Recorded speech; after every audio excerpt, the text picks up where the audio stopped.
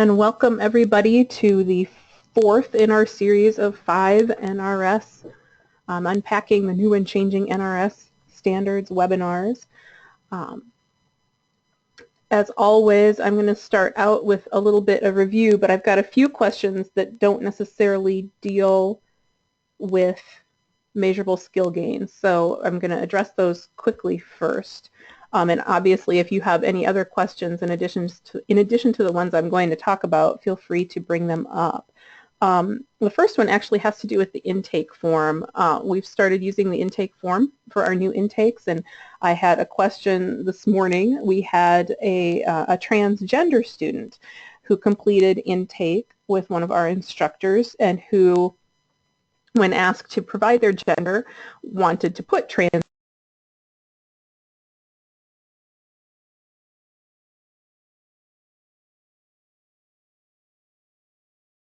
Becky, you got out.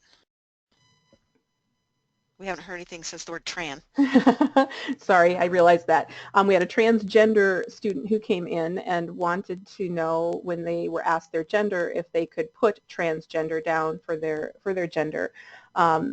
Our instructor who was doing the intake explained that the choices are male and female, and that the student could tell us their choice of gender to mark on that form. It did not have to be biological gender. It could be identified gender. And that was fine with the student, and they went on and completed the form. But then the staff person came and said, is that something we can add? And I just wanted to clarify that in case it comes up for anyone else. No, because federally, the choices are male and female at this time. I don't foresee that changing anytime in the near future, at least. So at this point, like I said, it doesn't matter if it's biological gender or identified gender, but a student does have to pick a gender to mark on that form. And if they opt out of that, then as with all of the required fields on the intake form, the person who's filling out the intake form, the staff person, does have the ability to go with their observation. So you could put down their observed gender at that time. I don't anticipate it coming up a great deal, but it will come up. So if that issue does arise in your program, that is one way you can handle it. Any questions Becky, or comments? Yeah, John. It sounds like your staff person handled that situation quite well. Yes. I just know that my Title I colleagues have had situations where this topic impacts potentially enrollment into Title I for services related to selective service. Oh, sure. Are you familiar with that? Yes. And you know, we've not had to deal with that at this point, but I do know that that is something that Title I is required to confirm. So yeah, I guess. Do you know the current status? So if on my birth certificate it reads male, but I identify through gender dysphoria or whatever it might be as a female, you think I am required to be registered with selective service? But if it's the other way, that I am not? I believe or do we need to seek confirmation? I believe that is correct, but we should seek confirmation. I believe the way you stated it is correct. I believe that it still goes by biological gender at this point, but again, I can't speak to that with 100% certainty. So I'm pretty sure it's what's on your birth certificate. Yeah, yeah.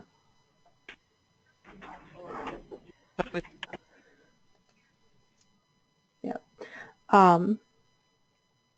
So yeah, and as more questions arise with the intake form, I know they will, because when you start using it with real people, things like this come up and you encounter some of those gray areas. Please go ahead and forward those questions to John or to me, and we're happy to kind of help as best we can to clear those muddled areas up if possible. And if we can't provide an answer, then we certainly will pass that question on to our friends at the federal level and ask them for some guidance. Another question that came up that John actually forwarded to me is, can you change the tracked subject of record during the period of participation? And no, you can't. Not during the period of participation. So if someone starts and they have a seamless period of participation and they make a gain, and then you think, say their lowest subject initially was math, they make a gain in math, and you think, oh, well, now they want to work on their reading, so I want to switch them to reading for their tracked subject. You can't do that if they're still in the same period of participation. However, if they would leave and have a 90-day gap, then you're in a second period of participation, and that does give you the opportunity to change that tracked subject for that second POP. So within a period of participation, you cannot change that subject of record, the subject that you're tracking for performance. When you start a new POP, you can. Questions or comments about that? I think the only exception would be that if there was a genuine miskey or errant data entry in terms of you meant to check that the student was being tracked in math and somehow you incorrectly indicated reading, then of course we can certainly correct that, but we can't game the data and see administer a battery of post tests and cherry pick which subject area was demonstrable gain. Correct. Thank you, John, for that clarification. If only we could, but no, that's not kosher at this time. And then the final question we had was a really good situation that I hope more of us have. We had a question about a student who had completed 3 or 4 GED tests with the program, left the program, and then had taken and passed the final GED test in Minnesota. He didn't have a post-tabe for the initial program that he had entered, but he had completed the GED after exit from their program. And actually, technically, it wasn't even after exit in this case. I believe it was within that 90-day window. But after he had left the program, he had completed his GED. And the question was, can I get anything for this? Because they didn't have a post-tabe. And the beauty of the measurable skill gain, and this goes back to our last week's webinar, is it doesn't matter if we have a post-tabe or not. Once that individual completes their high school equivalency, that counts as a measurable skill gain. So completed GED does the same thing for us as a post-tabe with a gain. It's the exact same count on our table 4 as it would be if you had a post-test gain. It shows up in a different column, but it does the same thing for us percentage-wise. Any questions about that?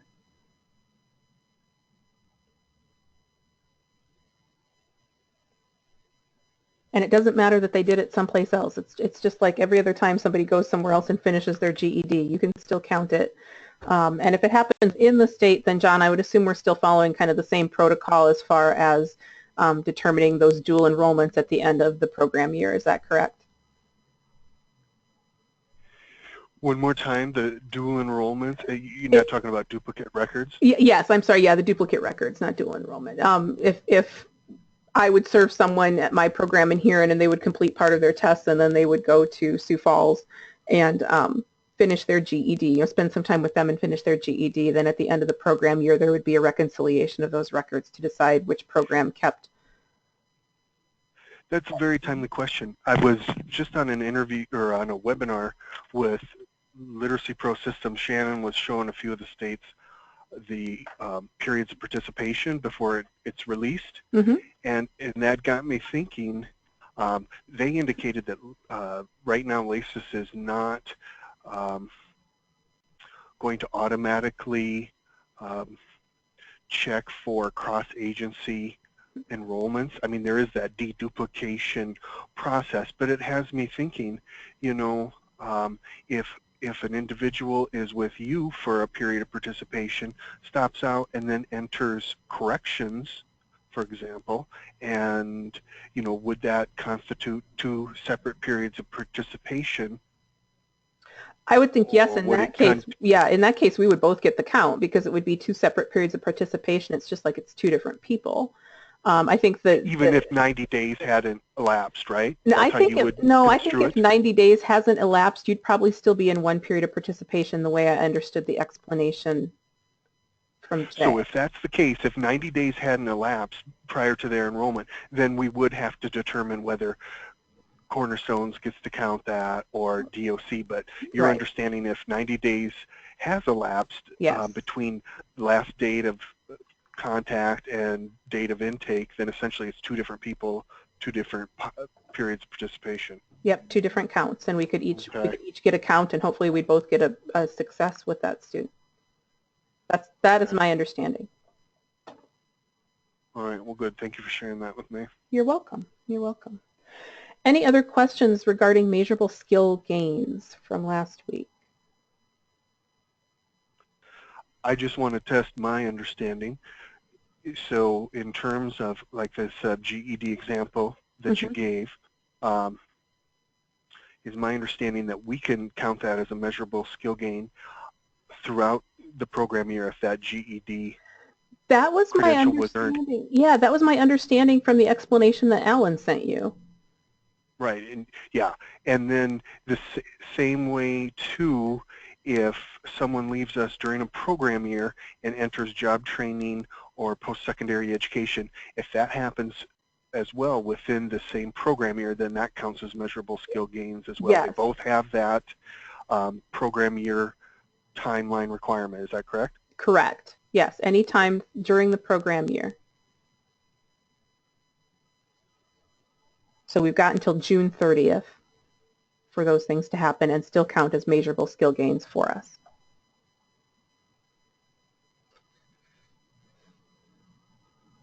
Okay.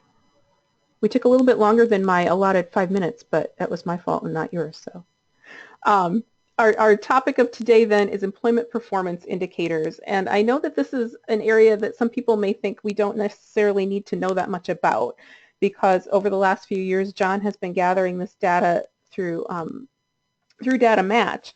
But I still believe it's important to understand where those data come from and what factors affect our performance on Table 5. So I do think it's important for us to understand the timelines for employment performance indicators so that when we're looking at our end of year numbers, we have a full understanding of what they mean and where they come from.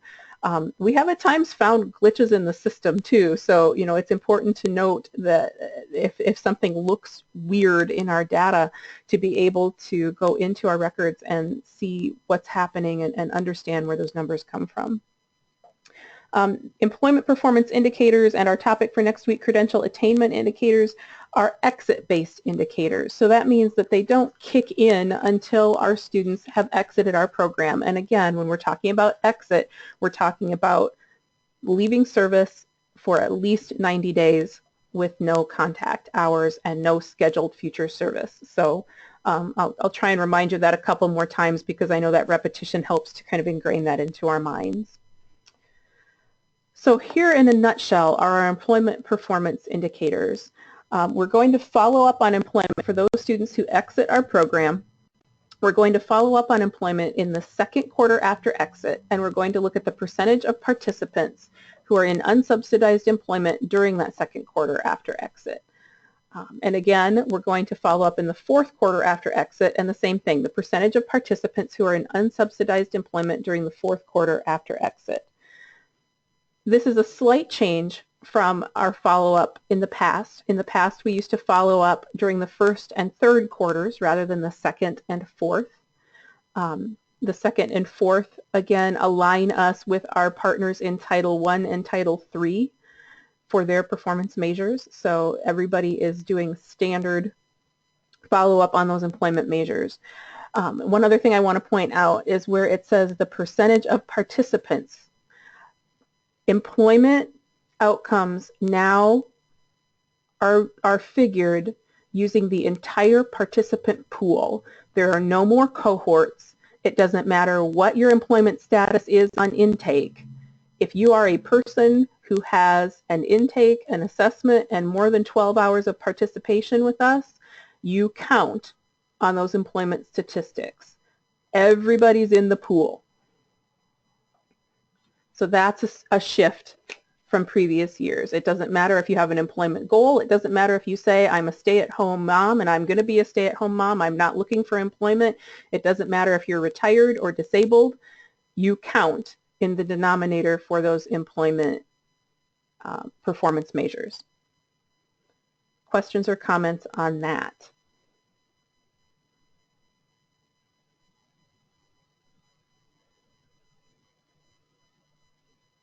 Before you hit the panic button on that, our friends at the federal level have told us that they are going to be gathering baseline data and looking at the numbers of people who are enrolled in our programs as participants and looking at some baseline data as far as the percentages of people who do gain employment to help us determine what those employment outcomes will be. They'll obviously be different than they have been in the past, where we were identifying those cohorts and only looking at people who were actually seeking employment. So don't panic about it yet. Hopefully we will have some reasonable numbers to work with when we are actually asked to report on these measures. It'll be interesting when we look at historical data. Yeah. After the, you carry all that and you watch it all, and then all of a sudden you're adding this whole other blip in there and what that will do to that. Yeah, exactly. The other piece of employment performance that is a new piece for us under this legislation is that we are now also going to capture median earnings in that second quarter after exit. We're going to capture those median earnings for participants who are actually in unsubsidized employment during that second quarter after exit from the program. So of that whole pool of participants, when we follow up in the second quarter after exit, we're going to see who's working. And then we're going to look just at those people who are working in unsubsidized employment, and we're going to say, all right, what are their median earnings? And we're going to record that as well. Again, this is something that we've never captured or reported on wage info for Title II in the past. So this is something brand new for us. Again, our partners in Titles I and III are used to this, but this is a new piece to the employment puzzle for Title II. And that, again, will all be done through data match and UI records through John's office. Questions or comments? Because there is no cohort, we're looking at the total number of participants who exited and who were employed in that second quarter. Yes. And then we'll exclude those incarcerated individuals I read here, but yes, yes. Okay. All right, thank you. So what's new? We're collecting employment follow-up in second and fourth quarter now instead of first and third quarter after exit. We've added in that median earnings piece. We're collecting that for anyone who is in unsubsidized employment in that second quarter of follow-up. And the employment indicators now measure the employment rate applied to all participants, not a cohort group. What's not new, we have always tracked our participants after exit for employment and for other indicators. So that's not new. It's just who we're tracking is a little bit different, and what we're looking at and when we're looking at it is slightly different as well. So, do you think it's fair to say that while it's been important, it's maybe even more so imperative that we get Social Security numbers whenever possible, so we can not only conduct the employment match but also be able to track those median earnings without survey? I do think so, John. I think it's imperative that we get as many as we possibly can. And I know that won't be 100% necessarily, but I think that we need to remind our staff at every turn to make every effort that they can to get the information as completely as possible on that intake form. Social Security number is still not a required field, but we have strongly reminded our staff members that it is an integral piece of that follow-up, and it makes that follow-up so much easier to conduct when we do have those Social Security numbers.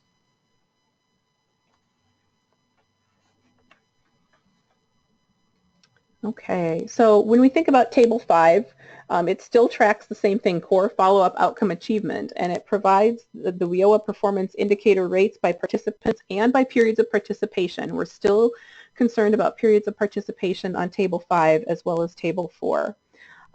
Table 5 is going to show a record of state performance on those indicators used for performance targets.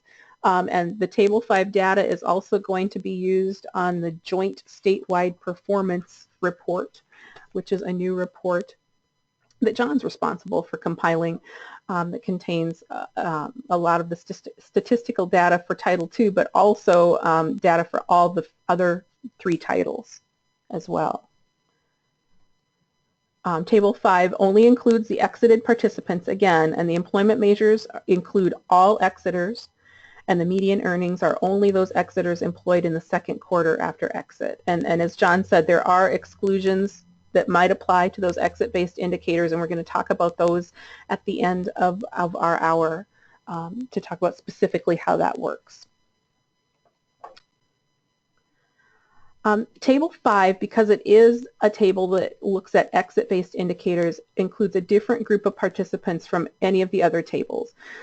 Because of that follow-up time, these participants aren't our current fiscal year participants. They attended in prior years, some as much as 2 years prior. Our other tables include participants from same year only, but Table 5 and its related tables, 5A, specifically deals with participants from previous program years. Because of that, there's a time lag for reporting up to a year after exit.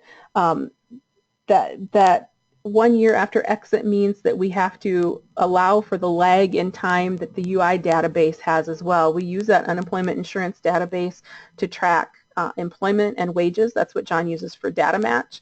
So there is a time lag in collection of that data, and we have to allow for that.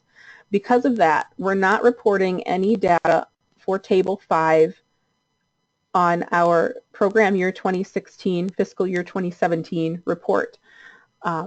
We'll report partial data in next year's report, and we won't report full data until the 2018 report. The reasoning behind that is it's due to the time lag, but it's because even though we were serving participants previous to this program year, they really would be asking us to report on performance measures that didn't exist when we were serving those participants, which they acknowledged wouldn't be fair to us or to the participants, and it wouldn't give us good data. So that's why they're not looking at collecting those particular performance points this year. They're going to start collecting next year. Questions about that? We're going to look at some examples with some calendars later on that I think make it much more easy to kind of internalize how it all works. Becky, I have a question about scheduled service and how it can impact time lags. Is it better to wait toward the end? No, go ahead. Okay, so my understanding, in its incompleteness, if we have an individual and we're serving them, they came to us in September, and let's say right now they tell us that something prohibits them from attending class, but they plan to return on May 15th, right? And I understand that we can put in a scheduled service within our MIS, and that if that May 15th date comes and goes and that student hasn't returned, then procedurally they won't be considered exited until 90 days after that scheduled service that we have in the database. And maybe this is more of an MIS issue than an NRS. No, actually, John, I think that's incorrect. I think if that date passes, that their exit date becomes their last date of actual service. I think that they go back to their exit date becomes, if they told us that today, their exit date becomes February 9th. If that scheduled date of service passes and they don't return. All right, well, we're going to definitely have to discuss this with Shannon, because that wasn't what she was intimating. And then, you know, the implications for that would be, right, the last date of instruction would be March, and essentially we couldn't count these individuals hard exited until middle of August. That's going to have some implications for reporting, and I think some of these exit follow-up measures potentially. I'll make a note, John, and I'll see what I can find, and I'm sure you will do the same. But I am 90% sure that that's what they told us, is that you retroactively go back to that last date of hours for your exit date.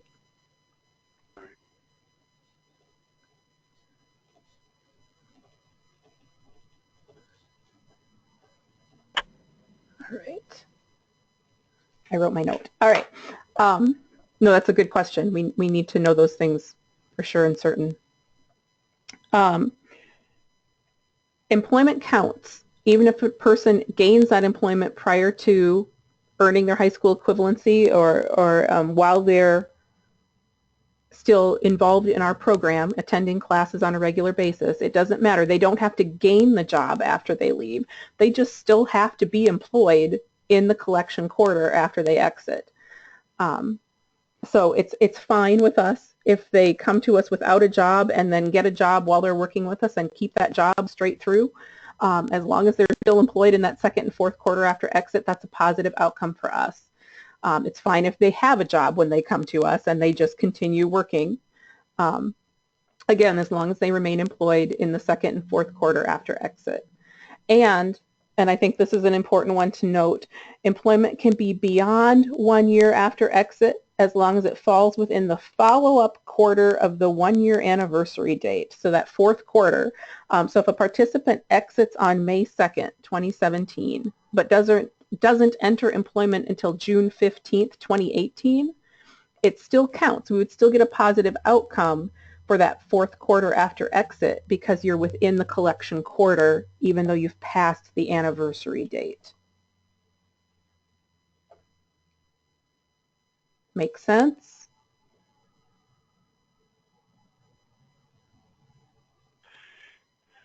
It does. It just takes me a moment I to know. concretize that in my mind. But that example is really helpful to me. Good, good. Yeah, I found it helpful as well because, you know, it just kind of, it cements in place that, you know, you're looking at a collection quarter, and as long as they're employed at some time during that quarter, you're okay. As I mentioned before, periods of participation do impact Table 5 and Table 5 performance. So here we see just a little snapshot of Table 5, the core follow-up measure of employment in the second quarter after exit. If we had 100 participants who exited during the stated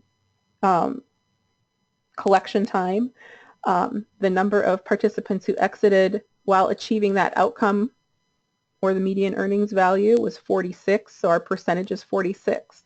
But then as we travel over and see, our total periods of participation in column E are 110. So we had 10 additional periods of participation. Maybe it was 5 of those people coming in twice. We don't exactly know. And 2 more people did achieve that outcome of employment in the second quarter after exit during their subsequent periods of participation.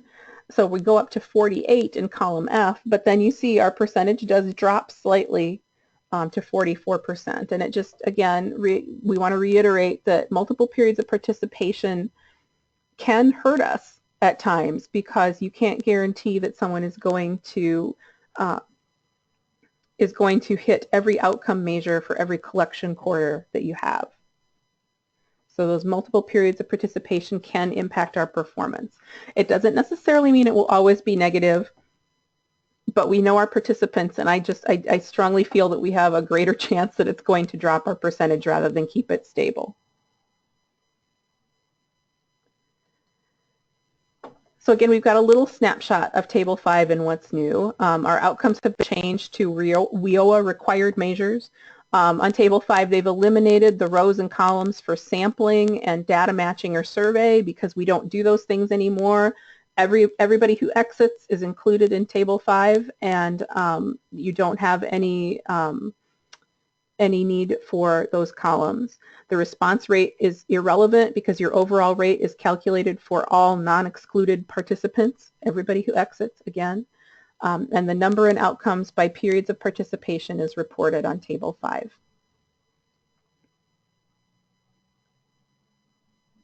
I think it will help simplify Table 5 a lot to not have the sampling and data matching and survey stuff all there.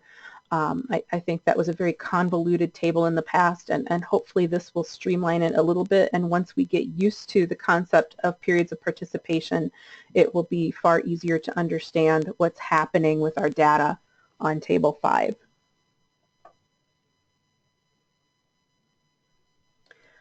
So as always, this makes more sense to me when we talk about people. So I've got some examples of people. We are going to take a look at Christopher. Christopher became a participant in October 2016 in ABE Level 4, which for those of us who don't speak levels yet, it's High Intermediate ABE. He achieved an EFL gain, so he went up to ABE Level 5, which is Low Adult Secondary, and then dropped out in December of 2016. He returned in April 2017 and passed his GED tests in June 2017 to get his secondary credential, and he exited. So Christopher has 2 periods of participation, and we must follow up for the employment indicators for both of those periods of participation. His first was October to December 2016, and his second was April to June 2017. Not only does this make more sense to me when we talk about people, but we'll look at it on a calendar in a minute. So for Christopher, his employment, we have to check the second and fourth quarters after exit for period 1, which would be April to June and October to December. And we have to check the second and fourth quarters for period 2, which again, October to December and April to June. And we're going to have to check his median earnings if he was employed in that second quarter after exit from either or both periods of participation. He's going to be included in that median wage calculation. I went through that fast because, like I said, I kind of need visuals to do this. So here we have Christopher's information again. Christopher became a participant in October 2016 in ABE Level 4, which was High Intermediate ABE. Got an EFL gain, but he dropped out in December 2016. So Christopher exited December 2016. So if we think about his second and fourth quarters after exit, it's kind of easy when it happens right at the end, when the exit happens right at the end of a quarter. So our first quarter after exit is this one, January, February, March, right? Our second quarter after exit is April, May, and June. So in April, May, and June, we're going to check to see, was Christopher in unsubsidized employment? If he was in unsubsidized employment, we're going to check then and record his median earnings. If he wasn't in unsubsidized employment, we're not going to worry about earnings because he didn't have any that are going to count for us at least. We then go to his third quarter after exit. July, August, September was his third quarter after exit. And then October, November, December, fourth quarter after exit, we're going to check again to see if Christopher is still employed. Now, one important distinction here is he needs to be employed. He doesn't necessarily have to have the same job. So it's possible that Christopher would exit in December 2016, be working at McDonald's during April, May, or June 2017, leave that job sometime, and here and here on, perhaps go across the street to Burger King and be working at Burger King during October, November, or December of 2017. We would still get credit for him being employed in his second and fourth quarters after exit, regardless of the fact that he's not at the same job. Questions about that? But let's say when he returned the second time, he was also working with our Title I colleagues, and they found him a work experience, or better yet, an OJT. That would be subsidized, so we couldn't count that, but upon him getting his GED and finishing that work experience, he was hired full-time, so we could only count median earnings.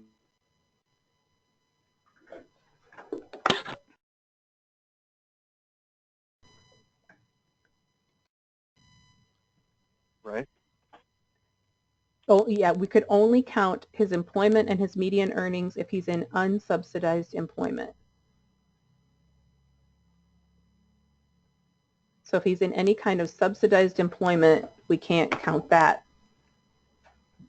as an outcome.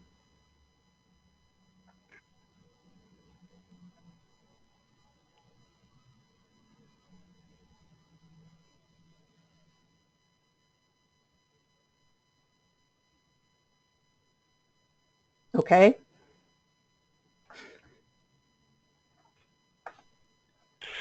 Yeah, and your understanding, so let's say he's part-time. Let's say he comes to us and he's working McDonald's, but he's only working part-time. Mm-hmm. And so do you know, are we calculating these wages based on quarterly earnings? I believe so. And then he goes to full-time, so essentially that half-time earnings and full-time earnings will be on that scale, and then they'll be sort of aggregated in terms of there's just going to be one median earnings value for that entire period, yeah. row? Yeah. For that entire row? I believe so. Although I'm not sure, John. I can't speak to that 100%. Oh. So. Yeah, I'm wondering how granular we'll get in terms of being able to look at a student after, 2 and 4 months have elapsed and we have some of these collection data, and if we'll see individual quarterly earnings, or if there's a way we can enter an hourly wage and then a number of hours worked, or I'm curious to see how this is all going to. Yeah, it will be interesting to see how it all plays out. So we've dealt with Christopher's first period of participation. Now let's look at his second one. He came back in April 2017 and passed the GED test in June 2017 to get his secondary credential, and then he exited in June 2017.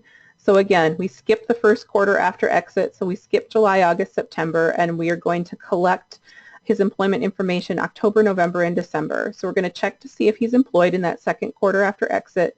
If he is, we're going to capture that median wage. And then third quarter after exit is January, February, March. We skip that one and we look at April, May, and June, which is his fourth quarter after exit, to see if he is employed.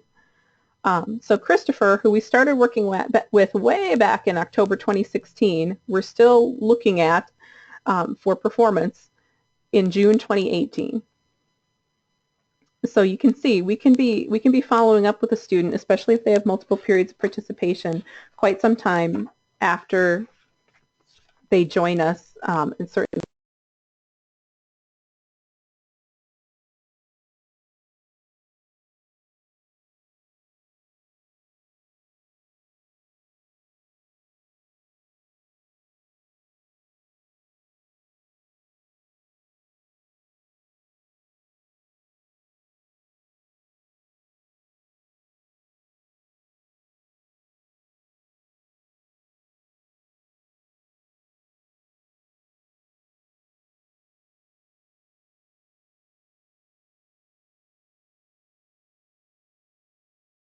I can't hear you, Becky.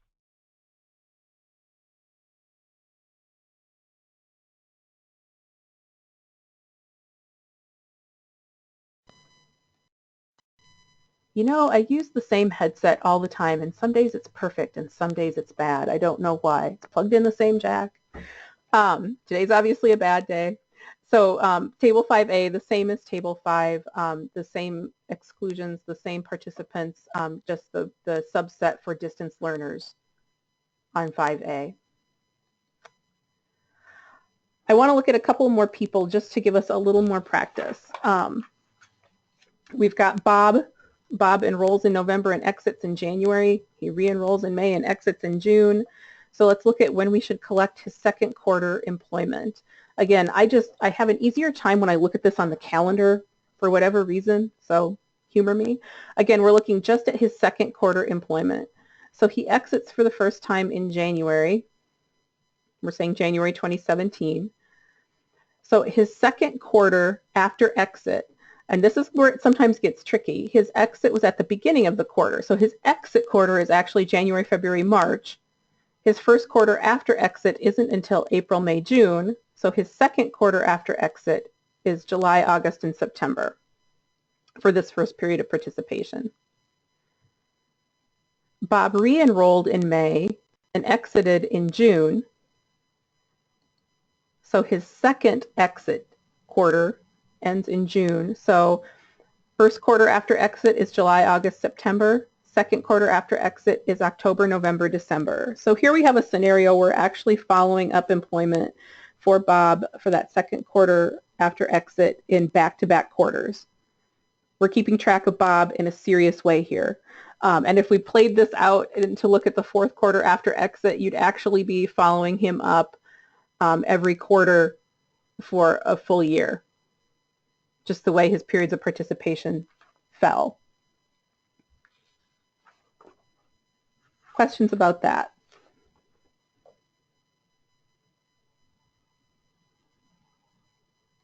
All right. In that second quarter, or that second pop, this is, presupposes that he is a participant in that he has more than 12 hours. If he doesn't have 12 hours, he's not considered a participant. He's a reportable and therefore doesn't necessitate follow-up for those? Correct. Okay. Yep. Correct. Yep. Only if he's got enough hours to be a participant. If he's just a reportable, we don't follow up. Good question. So let's look a little bit at this timeline for the exit-based indicators. Again, this is different than it is for our other tables because of that exit quarter and the exit-based indicator. It's going to take us 3 full program years to get full data. And again, there's no reporting for this program year. We'll have 2 quarters of reporting for fourth quarter employment and credential for next program year, and then we'll finally have full data for program year 2018, fiscal year 2019. So that'll be the first time we have a full report on Table 5. And they're going to start, and this one I'm a little fuzzy about, I have to admit. They're going to start fourth quarter employment and is going to be reported for a calendar year, not the program year starting in 2018. So it'll run January to December, 2 years prior to the current program year. So it'll include parts of 2 separate program years. And like I said, I'm a little fuzzy on this, the reasoning behind it, so please don't ask me questions about it. I think there's more guidance coming out on how that works and why they're doing it. John, have you heard anything about that particular piece? I have heard nothing about it, and I'm going to conveniently ignore that for a little while. Very good. Well, you've got 2 years, so I think that's fine. Like I say, I'm guessing there will be more guidance around it coming out as we get closer. I won't put my head too deeply in the sand, but yeah, I want to get these other. Yeah, that is. It's so totally, it's so totally opposite of anything else we've ever done. So it's a little bit weird to me, and I'm assuming that as they work out what they're doing there, more guidance will come as we get a little closer to that time. So I thought about just taking the bullet point off there, but I decided that wouldn't be really truly honest just because I didn't understand it, to pretend it didn't happen. No, I appreciate the heads up, and so I can eventually phrase or put together a cogent question on how to seek some guidance. Thanks. Yeah. So, okay, when we think about our quarters, we've got 4 quarters in a year, and our reporting quarters, you know, July, August, September is our first quarter when we think about quarterly reporting, that kind of thing. But when we think about the exit and follow-up quarters, you know, here's just a different look at it. So if the full calendar doesn't work for you, maybe this makes sense to you. Somebody who exits our program during that first quarter of the year by September 30th, 2016, we're going to follow up with them in the second quarter for employment and median earnings, and in this case it would be January, February, March, and again in the fourth quarter just for employment, and that would be July, August, September.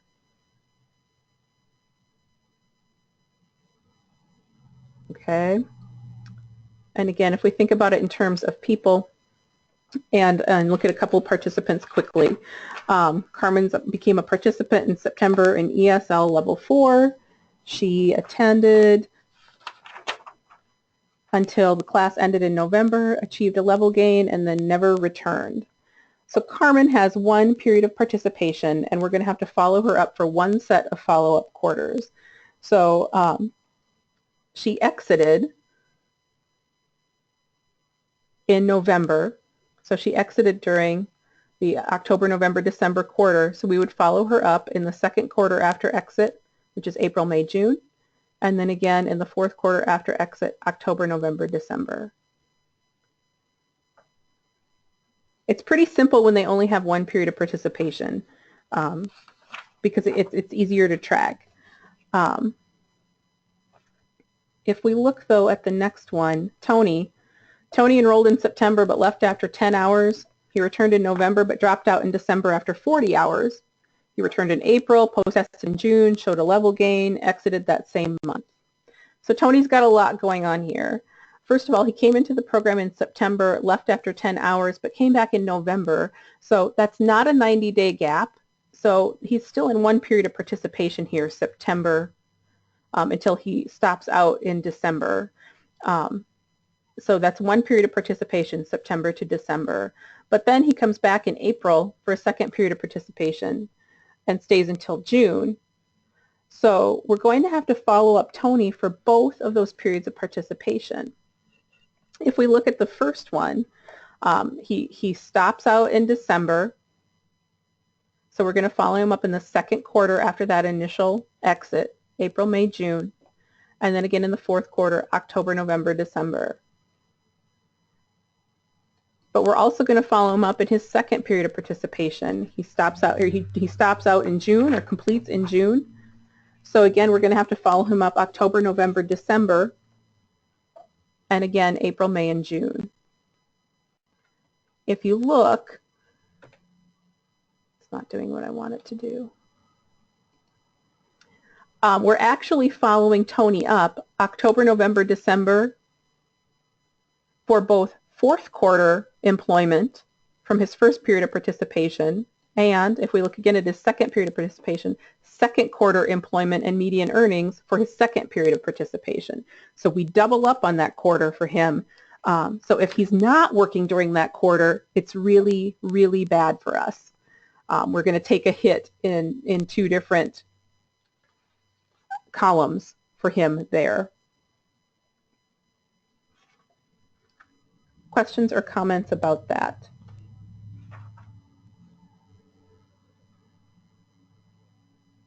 Will we take a hit in two fields or yeah. three? Or because it'd be employment second quarter, employment fourth quarter, and median, right? And the median earnings. Yeah, you're right. So really, in three different measures, we're going to be dinged if he's not working during that quarter. Yeah, it hurts us. It hurts us if that's if that's a quarter that's not good for him. It's not good for us either. So, so what our takeaways on this? What can we take away? Because we're not the people getting people jobs per se, but I do think that this underscores the need for us to be pretty proactive in the counseling that we provide to our students while they're with us, and especially if we know that they're getting close to exit or if we suspect that they're getting close to exit, in helping them to understand how to be a good employee and helping them to be as work ready as they possibly can be, and in hopefully getting them to a point where they're comfortable enough with us that they may come back if they start experiencing difficulties, hopefully within a 90-day window if they need some help. Those of us who've been around long enough remember working in WIA, working with some WIA Title I services as well as Title II, and we were pretty good at it back in the day, honestly. So it's kind of just a return to some of those skills that we used to provide to our students. Becky, just quickly, I know knowing time is limited. When you make that statement, are you referencing the relationships between Titles II and job service, or more of the dynamic between the AEL provider and the participants, or the provider and business and working with incumbent workers? Where do you think the greatest strengths lie in those previous iterations? You know, I honestly think, John, I think all of them. You know, if we've kind of got our finger on what's happening in our business and industry, in our communities, we can help our students be better prepared for some of the job openings that are available to them. I definitely think working with our DLR partners, our Title I and Title III partners, works to everybody's benefit, certainly.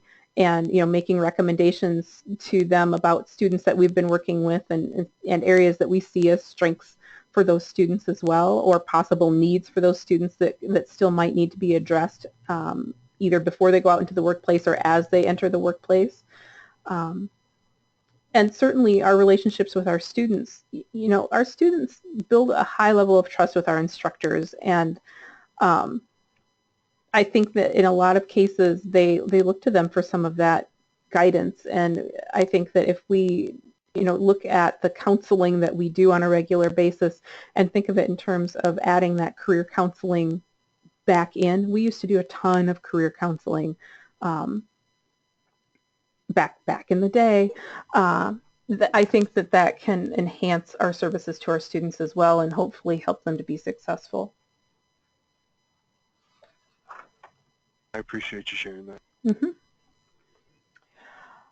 So again, this is just our summary of what's new and what's not. And we did say that we were going to hit on the exclusions before we were done. So I want to talk about them again. This is the same as last week. The following reasons for exit allow the exclusion of a participant from all performance indicators. If the participant is incarcerated or enters into a 24-hour support facility, such as a hospital or treatment center, they can be excluded from performance. If they are entering medical treatment that lasts more than 90 days, if they are deceased, or if they are being called into active duty in the National Guard or other armed services for at least 90 days.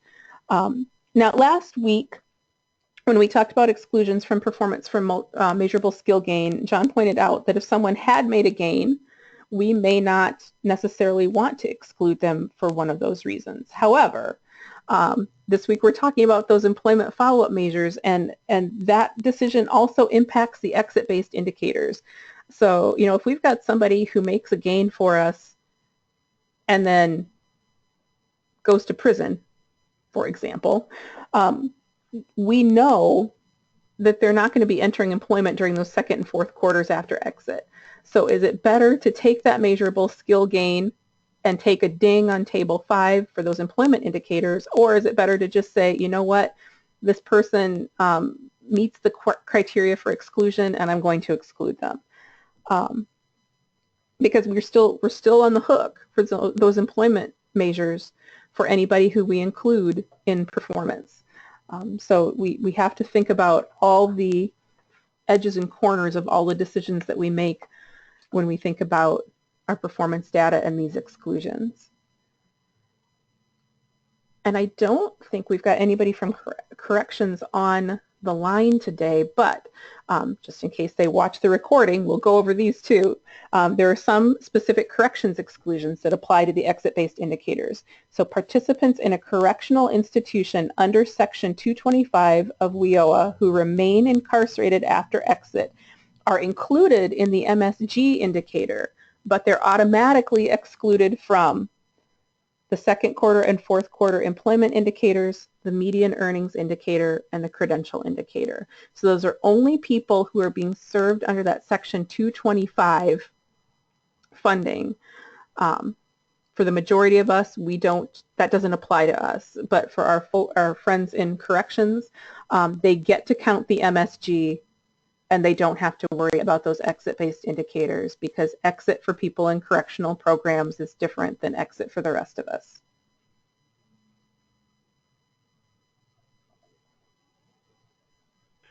When you when you reference credential indicator, you're specifically referencing attained a post-secondary credential while enrolled or within 1 year of exit.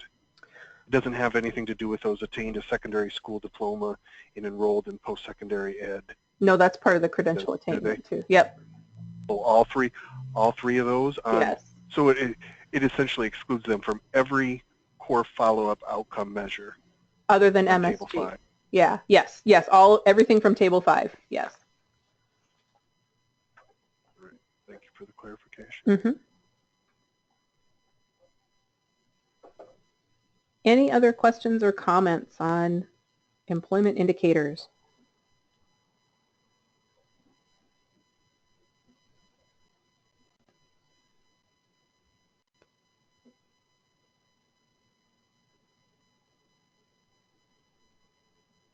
As always, if questions come up in the course of your regular day, send those on to John. You can send them to me as well. I'll probably pass them on to John as a course of regular practice.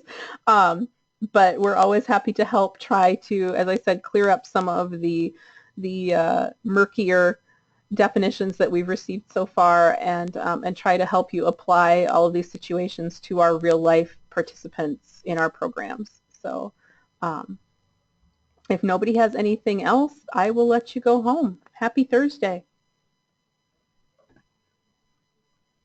Thank you, Becky. You're welcome.